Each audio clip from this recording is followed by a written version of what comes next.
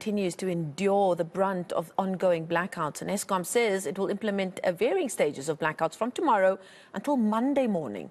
As this unfolds, the International Institute for Sustainable Development is calling on government to develop plans to improve energy storage in order to ease the current electricity crisis. They're arguing this will help reduce the need for load shedding during periods of peak power demand.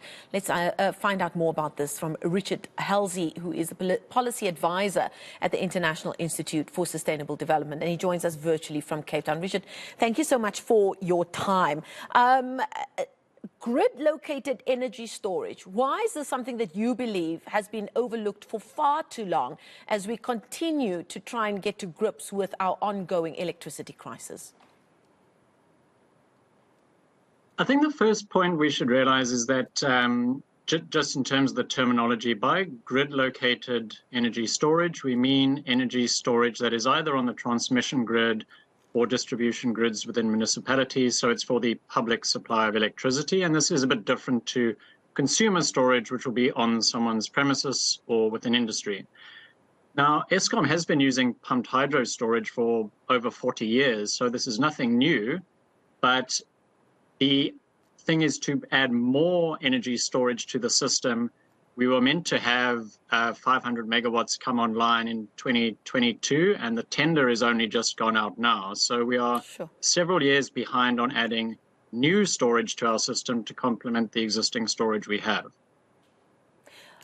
So where should they begin? I mean, I could be wrong, but I'm pretty sure I heard an advert from City Power advertising for ordinary consumers to get in touch with them if they want to apply to help with the storage of electricity. I mean, I listened with half an ear. So there is talk out there, but do you think that it's enough? Do you think that this should be led from a national perspective to do it on a far wider scale so that it can really have impact? Exactly. So consumers, and as I differentiate between the two types of storage, are already doing it. It's been a response to load shedding. If you have solar panels on your business roof or at your residence, by adding a battery, you can provide yourself with power for a longer period of time. And consumers are doing that. There are ways in which, as you've said, with the City Power in Johannesburg, that you could utilize storage that is at consumer premises for the good of the system. But in addition to that, we do need to add grid-level storage. Now, Eskom have their transmission development plan. They indicate a large rollout of storage. And the disconnect is that the current ambition in the national government plans isn't aligning with what Eskom are suggesting we need.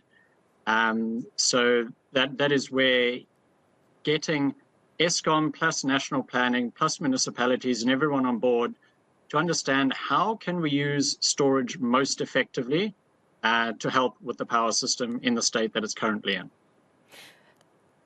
But the question still needs to be asked, why has this not been looked at as an option? Because as you've explained, there are long-term solutions in terms of storage, but there are also short-term solutions that can be done pretty fast to ease immediate load shedding in the short term. Why hasn't it been used yet? I mean, a lot of the sort of rollout of national level infrastructure is delayed. A lot of the renewables programs are also delayed, and that's in terms of adding new power generation. So to answer, it's difficult to answer why it has not yet received the attention that we think it deserves. But part of the recent work we've done is to try and get a conversation going about this, because particularly with batteries, they are something that can be done fast. You can install them quickly, and that is certainly what we need.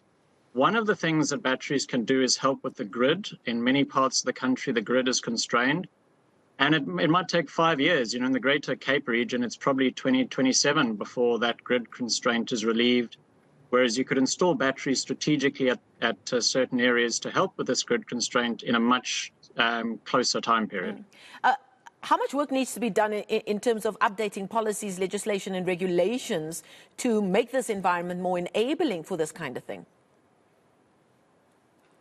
That is ongoing work. We are interviewing people and discussing that over the next couple of months. Some of it relates to just even how storage is defined in the regulations. In some areas, that is problematic. A lot of municipalities are starting to work on this. City of Cape Town has an active program looking at it. So things are getting moving, and there is definitely some positive progress. But given the state that the power system's in, it could definitely be done faster. And some of that just involves getting the right people around the table to discuss it so that when the policies and regulations are made, they align with what developers need to actually implement projects. They align with what municipalities need in terms of their requirement, and they align with Eskom's plans. Because if national plans don't align with what the power utility needs, then you get in a situation where you kind of get stuck and things don't move forward. Urgency is indeed key. Thank you so much for that. That's Richard Halsey from the International Institute for Sustainable Development. We thank him for his time.